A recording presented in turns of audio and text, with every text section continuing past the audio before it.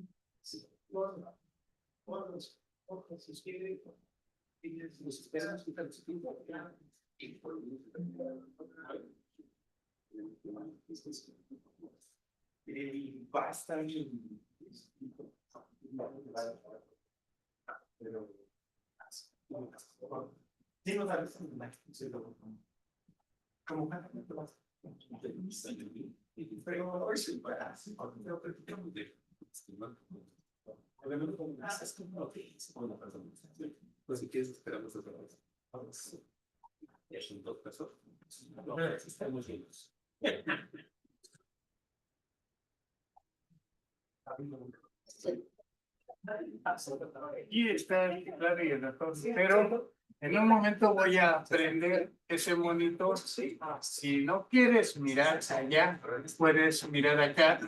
Bueno. Tienes igual entonces. Bueno, pienso que pienso que es mejor si puedo quitarme.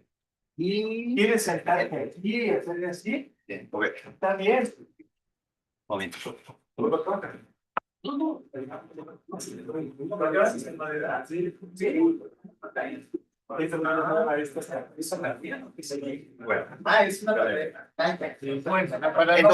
puede ser allá ahorita. Sí, pero a veces quiero mostrar algo y entonces puedo. Sí, por favor, preferentemente no tocar. No tocar. Sí. Avanza. Sí. De abajo retrocede. Y aquí hay señalador, pero no se ve por la intensidad de la pantalla. Sí. Entonces, No, entonces pues es necesario. Sí, señalas. ¿Algo más? No, bueno, gracias.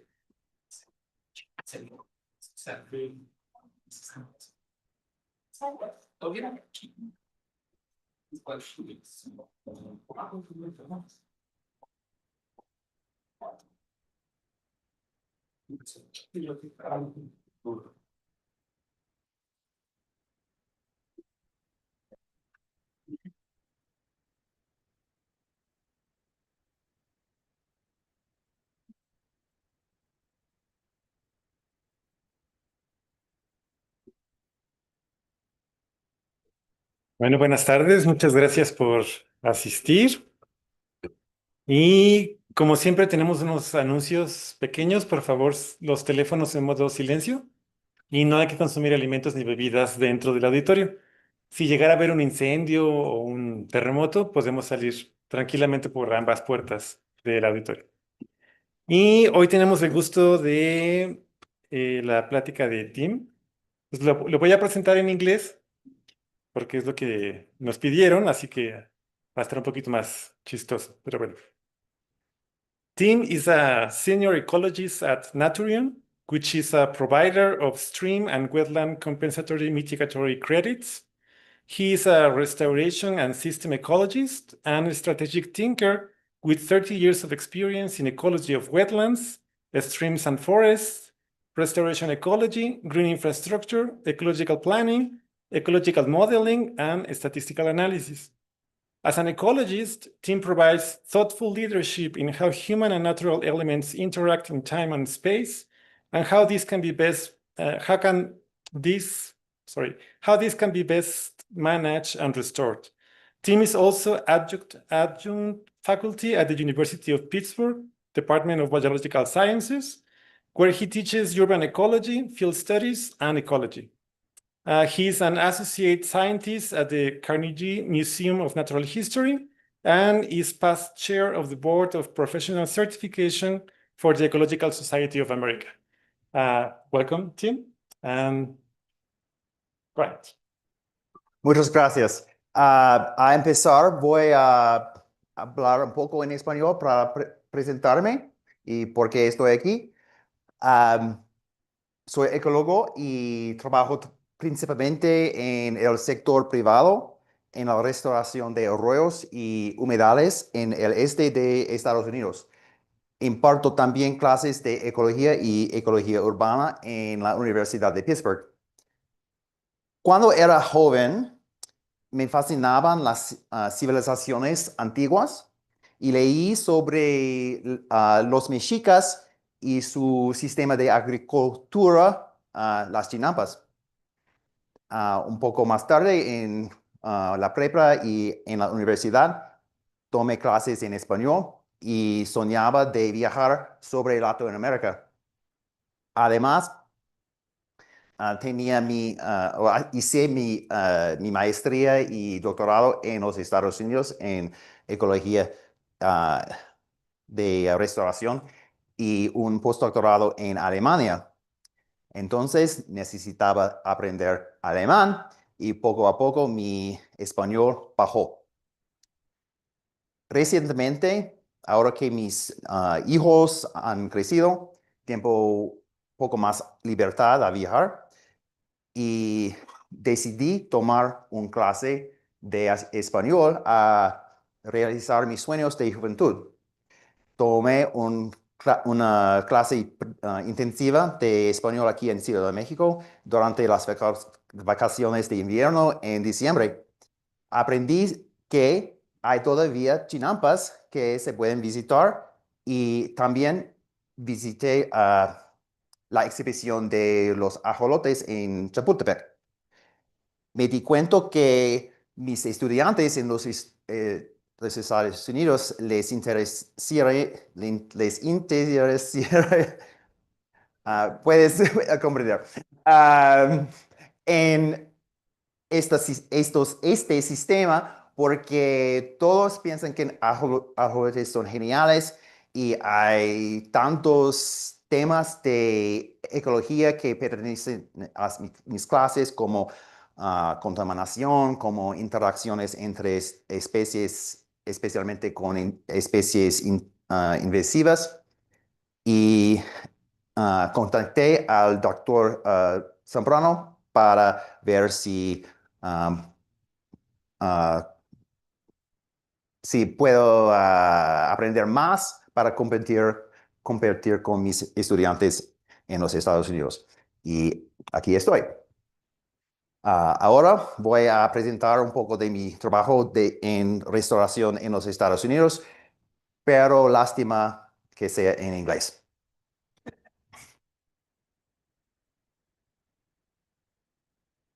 So I'm going to talk about the context that I work in the restoration of streams and wetlands in the United States to compensate for damage to those resources done mostly in the context of development, construction development, and the policy background, the science of it, and some projects. So we don't need to read that.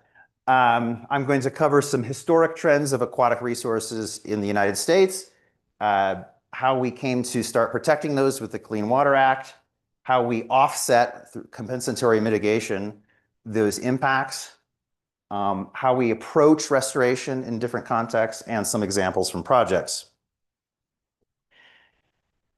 Compared to the period before European settlement in North America, starting in the 1780s to this is the 1980s, over 200 years, we've lost over 50% of our wetlands in the lower 48 states. And you can see that most of the wetlands in the past are kind of in the eastern United States. The colors are kind of strange, but the gray is the highest with 50 to 55% wetlands. The next highest is the sort of light gray, and middle is the red. And almost everywhere, over 50% have been lost. So each of these categories is 50% less than the previous category. And you can see some areas like these states in here where there's a lot of agriculture, the reduction has been from this category to that category. So a lot of reduction. And we don't just have a loss of the physical area of our wetlands, also we have a reduction in quality. So streams are the big problem with streams. Some of them are covered with pipes, like here happens for sewage and put roads on top of. But the alteration of the streams through erosion and channelization is the biggest problem. So often the reduction in quality of the resource exceeds the reduction in the quantity of the resource. This is showing trends in losses from the 1950s through 70s till relatively recently. And you can see in the past there were much greater losses. This is the area of vegetated wetlands, so wetlands with plants. And above with the blue is wetlands that are just water. And normally wetlands with plants are better than normal wetlands with just water. So we have an increase in wetlands area with open water, but the net, this is the gray area, or the speckled area, is the net change. And it's been decreasing, but we still have a net loss over time of wetlands.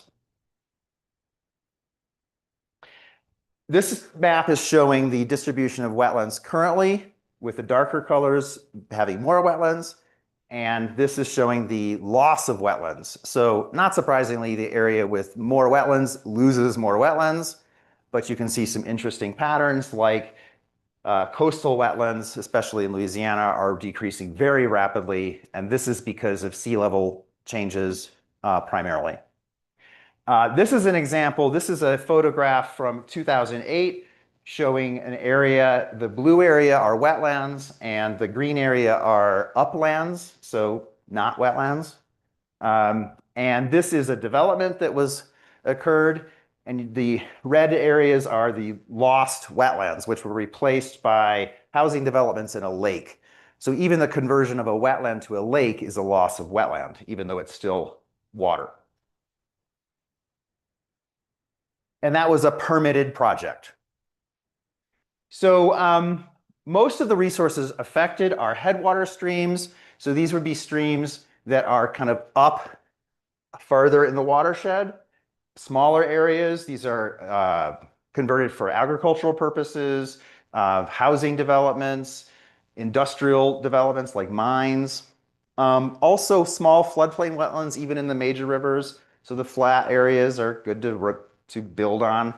And alluvial valleys near metropolitan areas. Those are where most of the impacts occur. But streams and wetlands have important functions. And you can think about these functions as kind of a pyramid where the hydrological and hydraulic functions support the geomorphological functions, which would include sediment transport and the formation of channels. And those support the nutrient cycling and other physiochemical processes. And only with proper functioning physical chemical processes can you support biological processes. And wetlands provide very similar functions in terms of flood attenuation, denitrification and removal of nutrients from the water, carbon sequestration, and of course, habitat provision. So we had a lot of loss of wetlands and degradation of streams in the United States, but yet they provide these important functions. So over time, the public started to understand that this loss needed to be mitigated. Some big environmental problems happened in the late 1960s and 1970s. This is a fire on the Cuyahoga River, which is in Ohio. So this didn't happen once. This happened several times where the river was burning. And this is because of industrial pollution. There was also unregulated dredge and fill. So dredging is when you scoop out land to either widen a river, make it for navigation, or to build a lake where there were wetlands. And fill is to put soil into a wetland or cover a stream with a pipe and a road, or it could be just draining a wetland. So even taking the water away, even though you didn't dredge it, is considered filling, right? Because the water is not there anymore. So the public demand started to demand federal oversight of our aquatic resources. And of course, one of the important biological functions of aquatic resources is providing safe water for people. So the first real laws in the US that regulated waters were in 1886 and 1889 or 1899 with the Rivers and Harbors Act.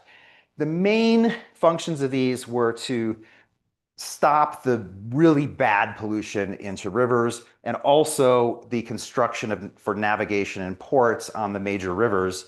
And that's why the US Army Corps of Engineers, which seems strange to why does the Army regulate the environment? The Army Corps of Engineers regulates waters because of this historical background.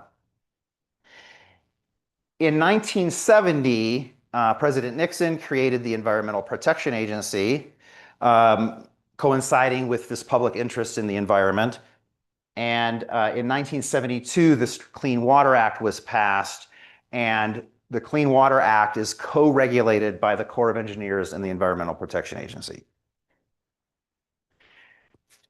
Under the Clean Water Act, there's lots of parts that have to do with drinking water and other things, but mainly what we work in is the protection of the resources themselves. Impacts to the waters of the United States, or WOTUS, must first be permitted and they must be mitigated. So there's a hierarchy for mitigation. So first you have to avoid impacting aquatic resources. That means if you can put your project somewhere else that doesn't have any impacts to aquatic resources, you should do that. If you can't do that, you have to minimize or reduce the impacts. You have to show this in your permit, that you've looked at alternatives and picked the least environmental damaging project. And then if you can't totally eliminate and minimize, you have to offset your impacts, which means you have to do restoration of other aquatic resources to offset your impacts to the aquatic resources for your project.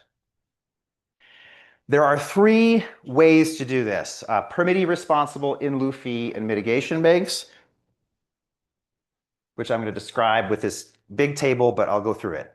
So the easiest to understand is permittee responsible. The permittee is the company that wants to build the project, and they have they get a permit, so they're the permittee.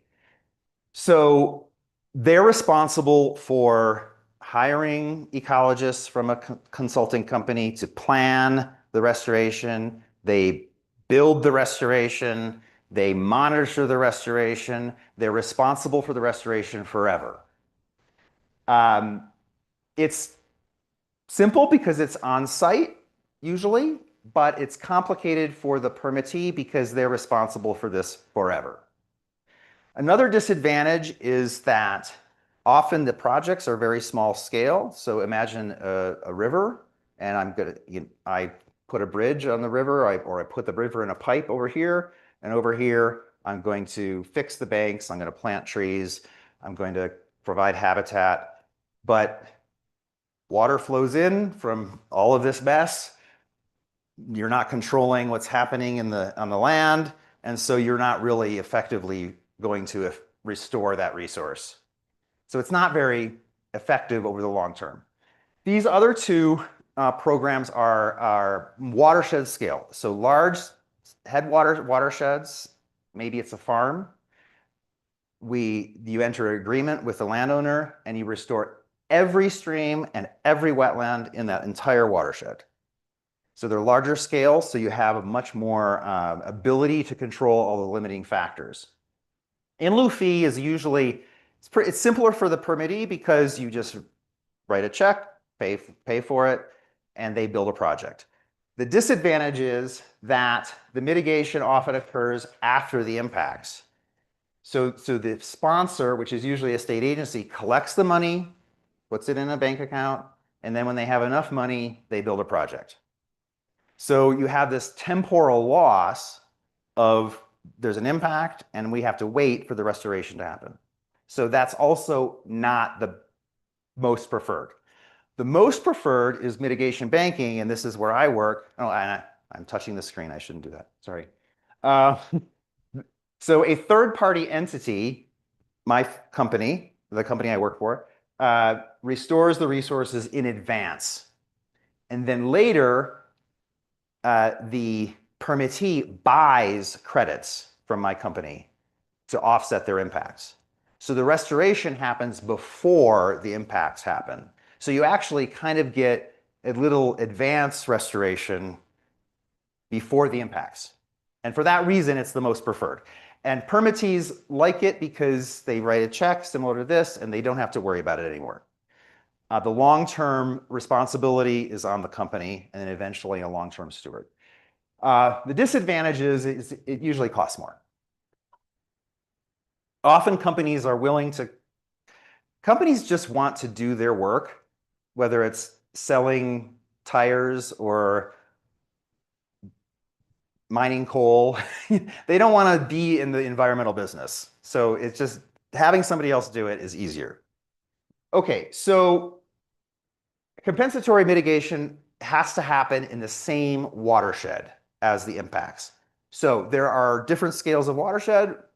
There's the large watershed, which contains many small watersheds. So this is the scale of a permittee responsible mitigation bank. It's very small on-site. Sorry, a permittee responsible project. A mitigation bank is going to be a larger scale. The restoration has to happen in the same watershed, but not this watershed. It would be like this watershed, but not in that watershed, and not in that watershed.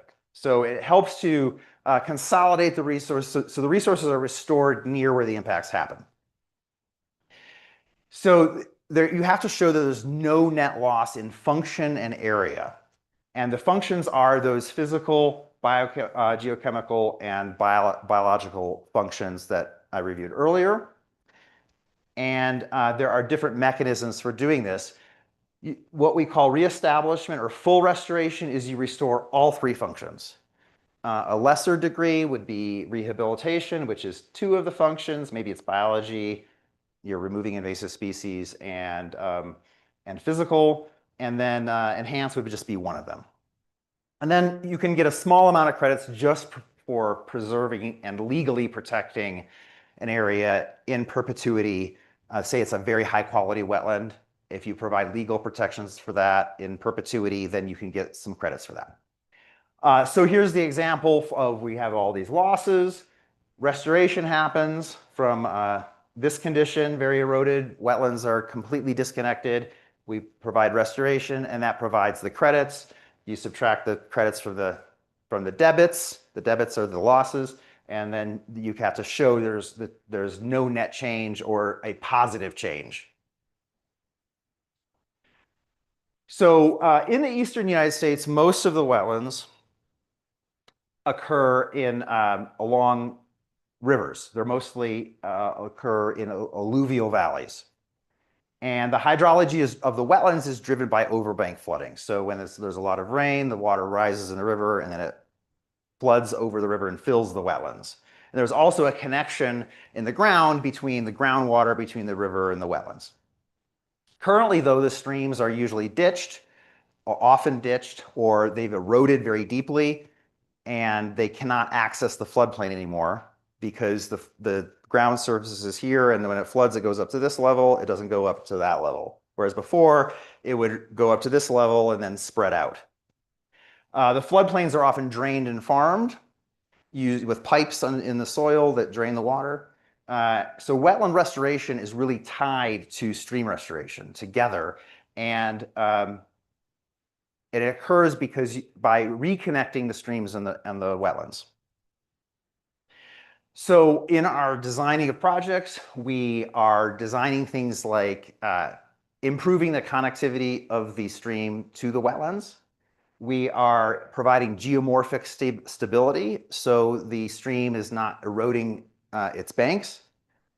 We provide habitat complexity, so we provide structures in the stream to provide habitat for aquatic life, good quality substrate, like the stones and how the water flows over the stones. And on the floodplain, we're providing plant diversity and a diversity of different water levels to provide different zones. And all of that together helps improve nutrient processing, so it reduces pollution in our water systems. There are three main approaches that I'm going to talk about next. One is natural channel design, which is a form-based. So it's based on if we restore the shape of the stream, it will function properly. The other two are process-based, floodplain restoration and stage 0. These assume if we restore the functions of the whole valley system, then the proper form will develop. So it's kind of different backwards approaches. Okay, natural channel design is often called a Rosgen. This is Dave Rosgen. He's a geomorphologist who kind of founded this approach. So we can say we have a stream system where there's a lot of erosion. The stream is cutting down. Why is it cutting down? There was a high school developed in a shopping center, and the water flows much more rapidly now. So the streams have a lot more power, and there's a lot more erosion than there was in the past. Forests have been cleared, houses or roads. All of those cause the stream power to increase because the water is running off much more rapidly. So lots of erosion. The stream is not connected to the floodplain.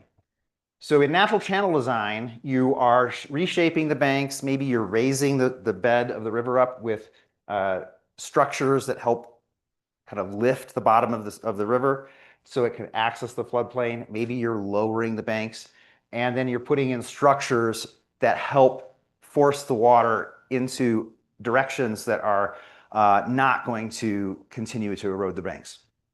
It's based on the valley slope.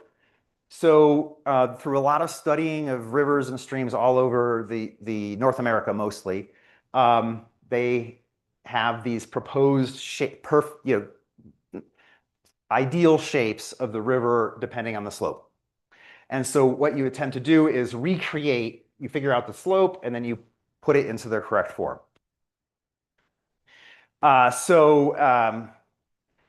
This is just a conceptual diagram of a sea channel. So it has kind of a medium amount of meandering, and then you have these grade control structures that keep the water from degrading the stream lower, and it also improves the stability laterally.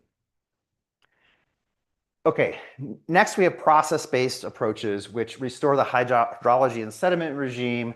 They're valleys-wide, so not just focusing on the form of the stream, but the entire valley. And they don't concern themselves so much with the geometry of the streams. The idea is to allow the restored processes to self-organize a stable, healthy form. And compared to natural channel design, which assumes that if you build the correct form, the correct processes will follow. Okay, floodplain restoration, also known as legacy sediment removal, removes what are termed legacy sediments. Legacy sediments occur usually when 300 years ago, the forests were cleared for agriculture, and this increased the amount of soil erosion. The soil flowed into the rivers and basically filled the valleys with sediment from the hills due to agriculture.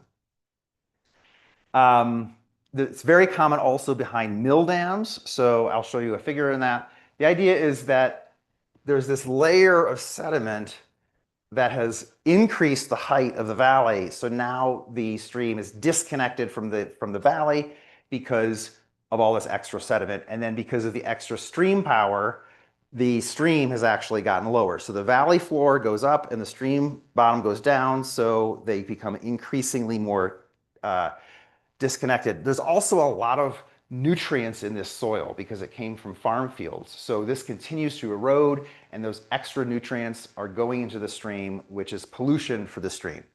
So the approach is across this, not just in the channel, but this entire valley, you're going to remove all of that sediment down to, you're going to find the historic gravel layer from 300 years ago. And you do that by digging holes and looking for it. And then they remove all of the soil across the entire valley, and then they put in the channel, and in so doing, the stream is connected not only to the floodplain through overbank flooding, but through the gravel layer, they're connected underground. Okay, disadvantage, very large scale disturbance. And you have to find somewhere to put all that soil. Okay, so this is an example of one of our projects is right in here somewhere. These are all of the mill dams in a township in eastern Pennsylvania. Mills for lumber, sawmills for grain, for textiles, for anything you can think of before they had electricity and gasoline to run engines.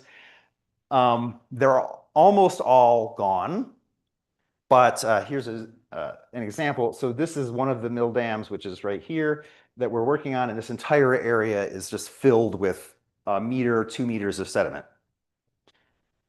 So similar, but we don't have any grade control structures in the stream. Looks very similar, but really relying on that assumption that the legacy sediment is what's causing the problem, and if we get rid of that, then the stream will be healthy and the wetlands will be healthy. Okay, the third approach is stage 0 design. It's also process-based. It's very similar in many ways to floodplain restoration. This is a kind of a model of stream evolution, stream channel evolution, which basically is saying you start with this pristine condition, and over time, a single channel, so this is multi-channels, a single channel develops, and then different processes could cause degradation, and the stream starts to cut down and widen, and then the banks fall in. And this continues until the stream cuts a new valley at a lower elevation, and then kind of starts to self-heal. So stage 0 is attempt to go from one of these bad degraded stages back to stage 0. So we're going to create the idea is it's going to recreate the pre-channelized valley condition. It's going to have a multi-threaded system. So it's going to have not just one channel, but many stream channels all over that kind of weave in and out. And you're going to have very frequent inundation of the valley. And so you're going to have a lot of wetlands. And there's high roughness because during the restoration, you're going to bury a lot of trees, dead in wood in the valley. So here's an example. This is an example of kind of all that wood in the valley from the United Kingdom. This is an example from Oregon. I don't know where the stream is. I think it's in a ditch very, very deep. This is right after a restoration and rain. So you can see all of these channels kind of creating themselves in the valley. And this is what it looks like 3 years later. So the approach is essentially, the orange line is showing the pre-construction valley floor. So it's, the stream, imagine a stream that's kind of winding around through there, and this creates all this topography. The stream is kind of locked into its channel. What you do in stage 0 restoration is you completely flatten the valley, the entire valley. So it's just completely flat, but on a slope. And then you put a lot of wood in there. And then when it rains, the stream channels kind of find themselves. So I'm going to give you some examples of these projects from West Virginia and Pennsylvania up here, where in the area I work. I'm going to start with 2 natural channel design projects. This is Duck Creek in West Virginia. These are the created wetlands, the proposed created wetlands. There's different levels of restoration depending on what's possible. Restoring 1 or 2 functions, for example. Pre-construction, you have lots of erosion on the banks. In some areas, you can't really see this very well, but this is bedrock. So this is just solid rock. So the stream has cut down until it can't cut down any further because it's just solid rock. That's not good for habitat because there's nowhere for animals to live. It's also not good for biochemical processes because biochemical processes need to have the surface area of small stones and the water flowing around them for the biology to interact with the water. So those are the pre-construction views, and post-construction, you can see these banks have been lowered. They're a little bit way back here. There's a lot of, you can kind of see trees planted with these little tubes to protect the trees. This is a grade control structure that helps push the water back to the middle of the channel as opposed to hitting the bank. And then this is this same area, and these logs and stones are grade control structure that help lift the stream bed off the rock and then prevent it from cutting back down to the rock. And then they're all in the between, it's filled with small stones where you can have interaction of the water with the stones, and this provides habitat for animals, but it also provides that surface area where the water can interact with the biology to purify the water.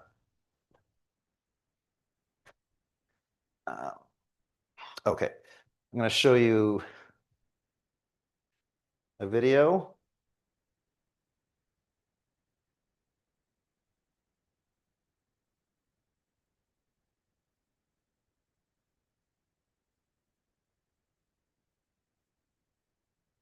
So you can see the trees planted in tubes. I think maybe this is a little slow. Okay. So a stable stream channel has been planted and been created on the side, wetlands in certain areas.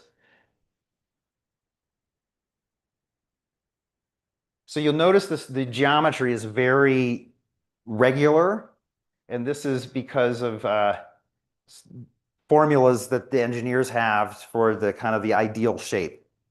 Over time, it kind of gets a little more natural. So you can kind of see these are plastic tubes with trees poking out of them. And this is we have a sequence of pools, riffles, pools, riffles. So at the bends in the river, you have deep areas. This provides one kind of habitat. And then in the straight areas between, you have riffle habitat where the water is shallower. And then you have a lot of interaction, a lot of mixing of oxygen back into the water. And so good for fish, good for macroinvertebrates.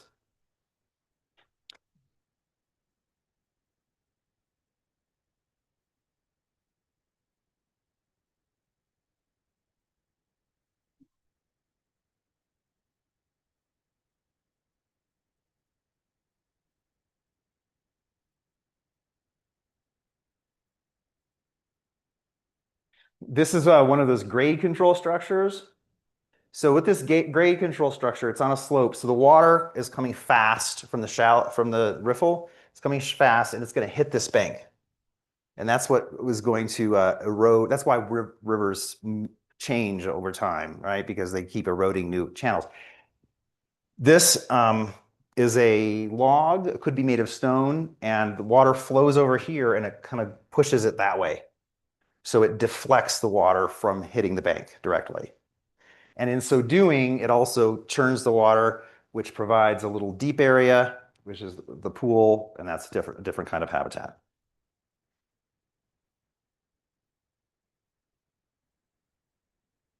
There's another grade control structure, and they happen before every pool. There's another one.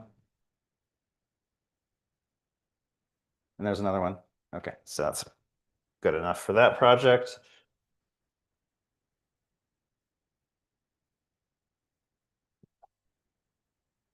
Okay, so after restoration, we do a functional assessment, which basically is, again, assessing all of those physical and biological chemical functions before restoration and after, so that we can show that we have actually provided the improvement or the biological uplift in those functions, which generates the credits that sell to developers. So physical geomorphic, so we're doing a survey of the shape of the river, the wetlands, where the wetlands are, fish and macroinvertebrate surveys, wetland delineations, which is just drawing a line around the wetlands on a map, and then making sure we're not covering the area with invasive species because we've done a lot of disturbance by doing construction. So this is a stream and wetland valuation metric from West Virginia that includes these functions. And what we can see here, the diamonds are the pre-restoration condition. And then we have year 1, year 3. And this is the projected maturity. So what we think after 20 years that the condition is going to be. So lots of variability, clearly. But mainly you can see on average across all of them. This is the baseline function, and then every year we're increasing, and hopefully eventually we will increase to this level. Okay, here's another project from West Virginia, natural channel design. So this project, it's in a park. This is the area we're looking at in this photo beforehand. There's like a mini golf course here. This sidewalk is this sidewalk. And then you can kind of see the mini golf. What they've done here is they have armored the riverbank with gabion baskets, which are like shopping carts full of stone, right? Or baskets. And so they just physically armored it to prevent erosion of the bank. And you notice this bridge, the post-restoration condition, the bridge still, but you can see that instead of, we've removed the gabion baskets. This is in April, so it's 1 year after. So this vegetation is not really advanced. But we don't have any gabion baskets because we're relying on the correct form of the river to prevent the erosion.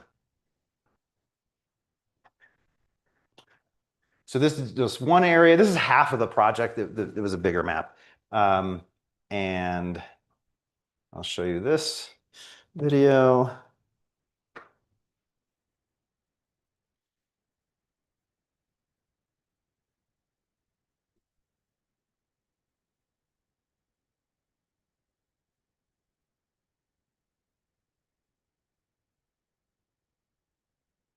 So this area is an enhancement reach. So they didn't, it wasn't as bad. So we only improved, didn't improve every function. We improved 2 or 3 functions.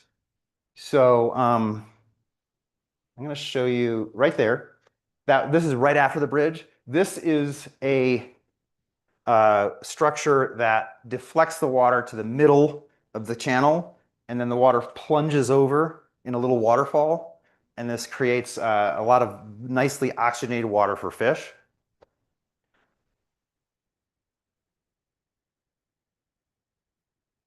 And so you can see another one.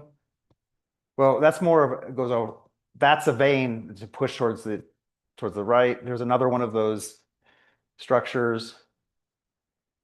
Here you can see the functions being provided by the restoration, with the man and his child trying to catch fish in the pool.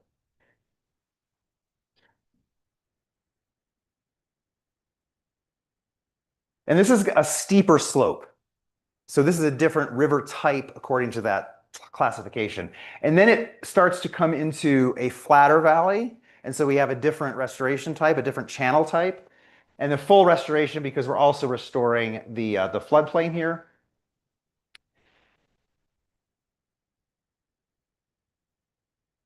And here's one of those structures of stone to push the water over. Lots of trees planted. And this is that same bridge and the fence from before.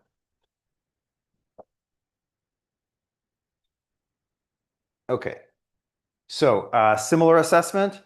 Here, this is doing very, very, very well from an average way down here. So we're almost at the projected maturity on this site after our 3rd year of monitoring. So doing very well. So the next 2 projects I don't have data for because they're younger, and for historic reasons, we should have data, but we don't in the pre-restoration. So I'm just going to show you this is a different approach. This is a legacy sediment removal project from Pennsylvania.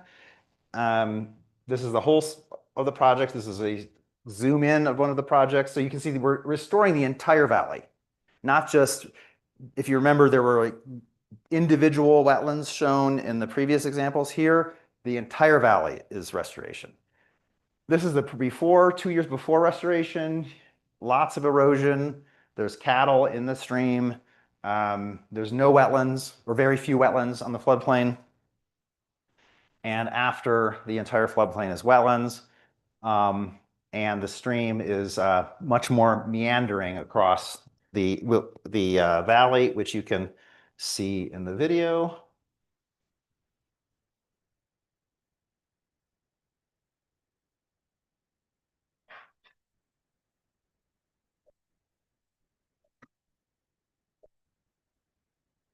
we had some constraints. There's a road here, and this is a much higher hill, but you can kind of see the stream channel. The shape is not nearly as rigid as the natural channel design. But the wetlands are across the entire, from basically the road to that row of trees on the edge is wetlands.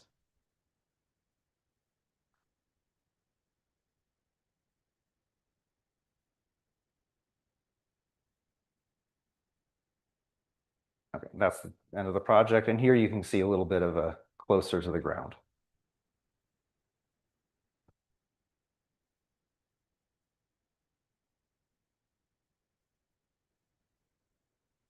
Incidentally, the owner lives right there, and he's the construction, he owns the construction company that actually built this project.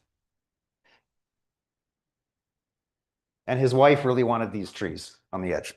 So a lot of times we have to work with the landowner to see what they want in their project too. It's like, oh, you want to do your project? I need a new road crossing, I need new fences, and my wife loves these trees. Okay.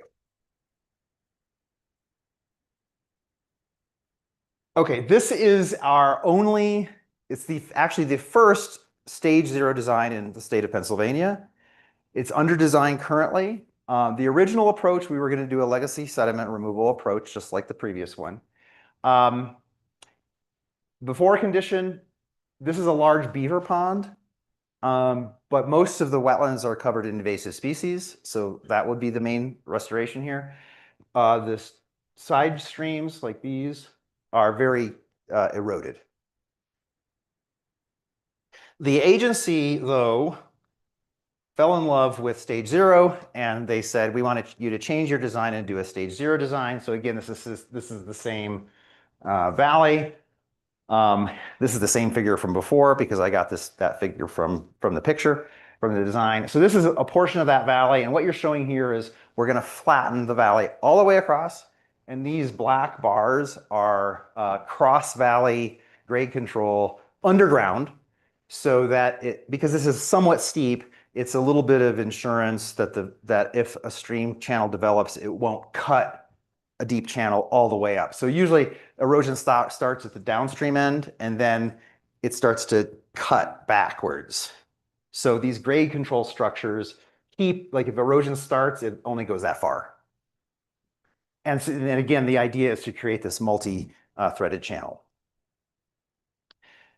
Okay, so that's what I have to present. Just some conclusions. Aquatic resources remain to be heavily altered, but the Clean Water Act provides a regulatory framework, and mitigation banks are the preferred mechanism for providing that. Market-based offsets can provide private funding that actually, many would argue, provide a net benefit because new impacts are scattered all over already degraded systems, but this provides funding to restore large areas that have additional benefits because they are large areas. The approach to restoration depends on the site context and the regulatory context. For example, West Virginia, all projects are natural channel design projects. And in Pennsylvania, all projects are process-based restorations. It's a different philosophy that the regulators have. Process-based approaches may provide more benefits than natural channel design, but we don't know, we don't have enough data on this yet. They require much more land disturbance than natural channel design, and it's not quite clear yet whether the additional disturbance and the additional cost is providing additional benefits that warrant the additional impacts. So that is what I have to share with you today, and I can enter discussion.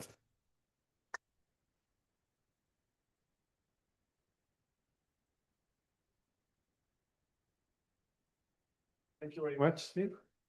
We have some time for questions if you have some.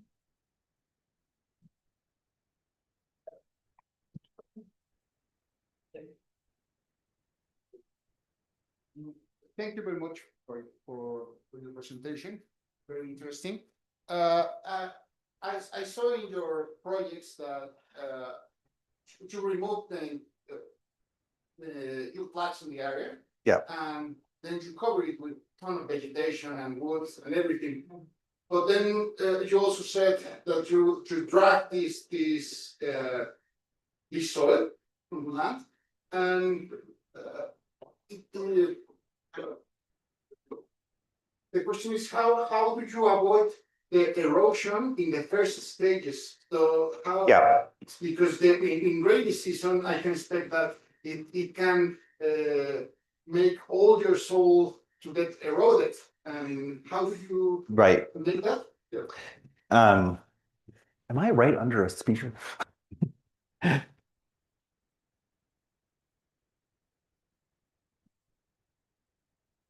Okay, so a lot of this, where does all this wood come from? Right, that's another question. It comes from nearby. So in the project I showed you, that's it's like a lot of echo right now. Yeah.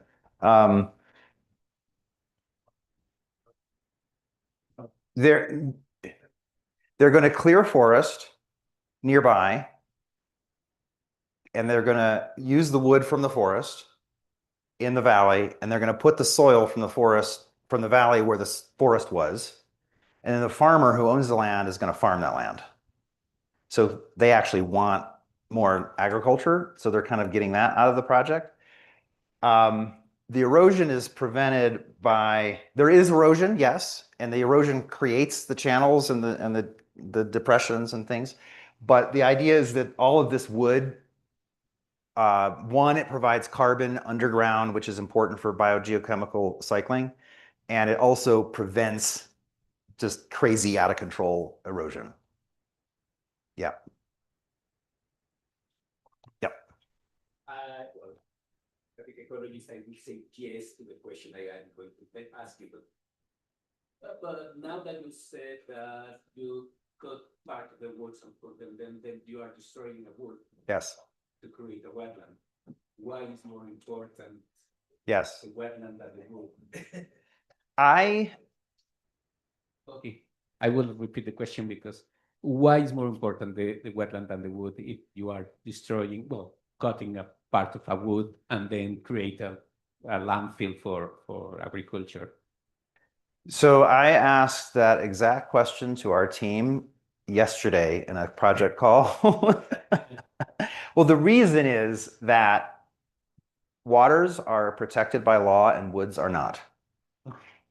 That is the reason. But there is not a measure of ecosystem services, for example, Right. to evaluate if there is a problem. Right. So if this project were happening in Maryland, which is a state just so Pennsylvania, West Virginia, Maryland, Maryland has laws that protect forests.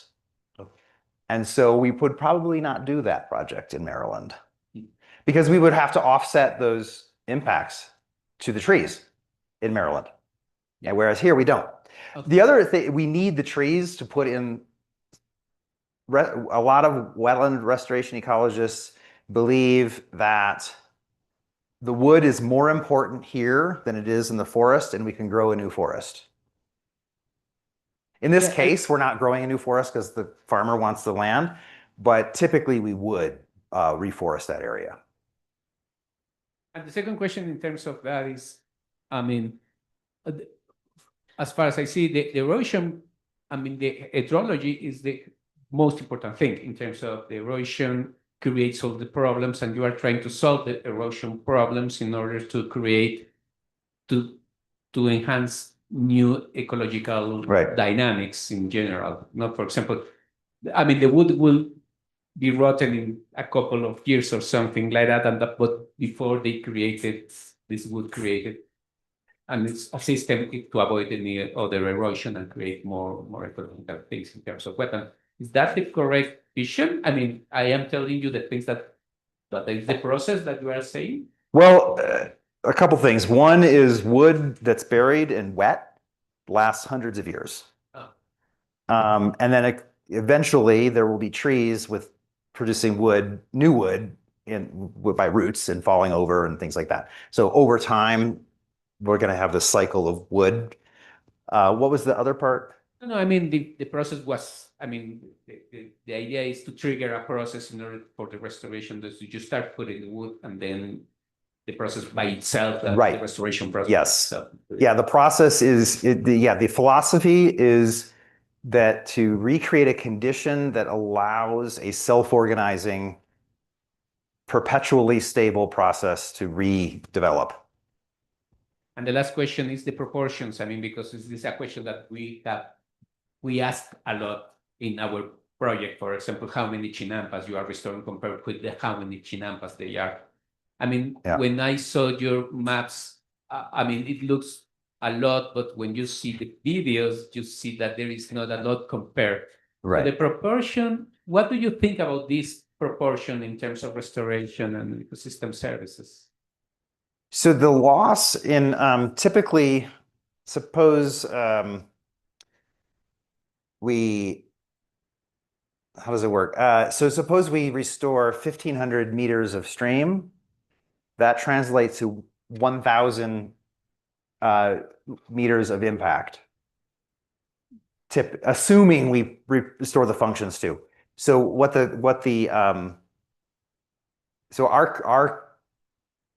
the area or the linear feet of stream or wetland is reduced like by a factor, so that we have to restore more resources than are lost, because we're assuming it's going to take time for these new resources to develop their full function, and there's uncertainty if it's going to work. So that's why we have to. It's usually 1.5 times more to offset 1 time of impacts. If it's like a lower scale restoration, it would be 2 times the amount or 3 times the amount. So, but nevertheless, we still see a reduction in wetlands, especially across the United States, because not all impacts are offset. So if you have a very small impact, then usually you can do that without offsetting.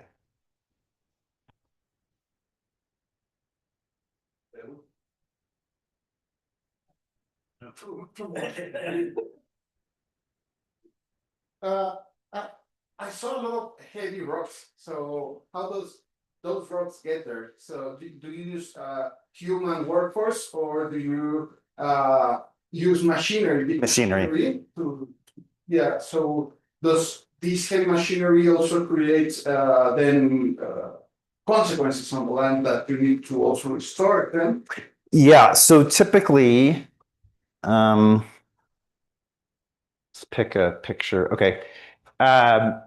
They will start construction upstream and work backwards downstream. So you're not continually digging up soil and it flows into your. If they went this way, then all this dirt would flow into the new restoration, which would be bad. So they go from upstream to downstream. And therefore, they're kind of. It's like when you sweep a room, you're kind of going backwards. You know. Obviously, there are carbon consequences for burning diesel fuel and things like that nobody considers. There are sometimes roads. You have to build a road to get in there, so that would be restored. Regarding the system of mitigation banking, Yeah. which sounds great because you start restoring and then kind of selling that restoration work. But I get doubts if that kind of system can get into problems such as speculating or creating futures or for companies. Or is that even looked for, or is it a problem? I don't know. Most of the banks we do are speculative in the sense that we think there's demand for credits in an area because we know that it's an urban area and we know there are projects. And so we think, okay, in the near future,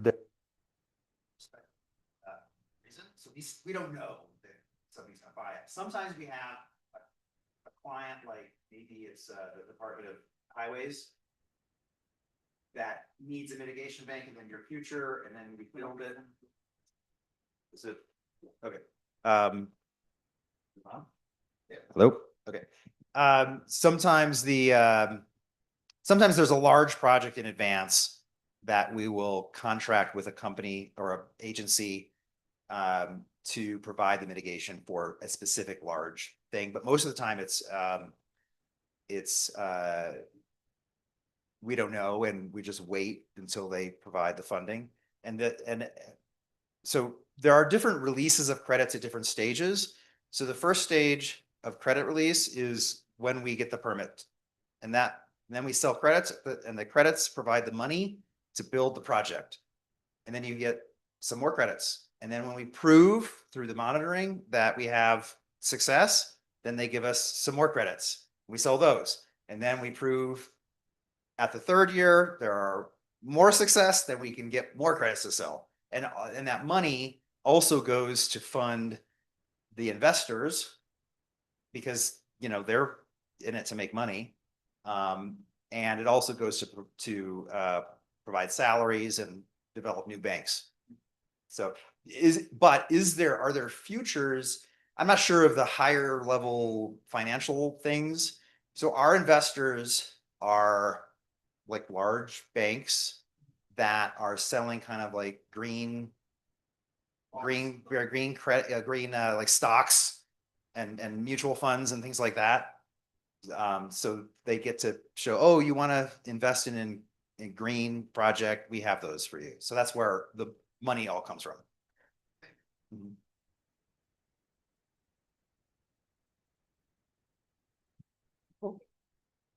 Yeah. So I have another question. Is there an idea? I mean, this is such a large scale restoration. If there's an idea or interest in what are the species that are there before the restoration and what happens to them after now it's restored? Yeah, so a lot of times, if we're looking at fish, a lot of times the fish are very pollution tolerant fish. They're very common fish that live in warm water without a lot of oxygen. And when we see after restoration is a much bigger diversity of fish that can tolerate, they need higher oxygen, they need cleaner water. So we do see that. Macroinvertebrates do you guys understand macroinvertebrates? The bugs that live in the stream? We see a change from pollution tolerant, very common species like flies and midges to mayflies and Plecoptera, Ephemeroptera, Trichoptera, which are indicators of high water quality. On the vegetation, on the floodplain, we see a change from common pasture grasses that are often from Europe or Asia to much greater diversity of plants. And we see, you know, we reforest most of the floodplains, so we go from pasture to forest. But in the meantime, there's a complex of herbaceous vegetation, shrubs, and trees that are going to change over time. There's also sometimes, I didn't talk about it, endangered species banks, very similar concept. So we have protection for endangered species. So part of the company also provides habitat for endangered species so that if another company wants to build a big mine where there are bats that are endangered, then they can buy credits on a bat bank. And it could be for bats or birds or some squirrels, depending on the species. But we definitely do look at the species and make sure that they're not, especially not invasive species. So I think that we don't have that much more time, but we have coffee here and cookies if you want to keep talking. Thank you very much, Tim. Thank you very much.